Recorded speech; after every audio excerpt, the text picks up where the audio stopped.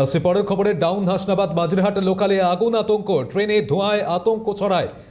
চলন্ত ট্রেনের যাত্রীদের মধ্যে আতঙ্কের সৃষ্টি। ট্রেনটি দীর্ঘক্ষণ দাঁড়িয়ে থাকে বেলিয়াঘাটা স্টেশনে। এই মুহূর্তে বিস্তারিতভাবে জানবো যে বিষয়ে খবর পাওয়া যাচ্ছে যে ট্রেনে আগুন, আতঙ্ক। কথা বলবো, রয়েছেন প্রতিনিধি পঙ্কজ। পঙ্কজ, এই মুহূর্তে কি পরিস্থিতি? দেখো, এই মুহূর্তে পরিস্থিতি স্বাভাবিক হয়েছে, কিন্তু যে ধরনের পরিস্থিতি সৃষ্টি হয়েছিল, যে ধরনের আতঙ্ক তৈরি হয়েছিল যাত্রীদের মধ্যে, তা কিন্তু ভয়াবহ। এবং অনেক যাত্রী কিন্তু তারা আতঙ্কে কিন্তু ট্রেন থেকে নেমে যায়। যেহেতু এই Hasnabad Majerhat down local train যখনই বেলেঘাটা স্টেশনে ঢোকে, তার আগে কিন্তু এই ইঞ্জিনের ওখানে কিন্তু আগুন দেখতে পাওয়া যায়, ধোঁয়া সৃষ্টি হয় এবং ট্রেন কাজ করে না।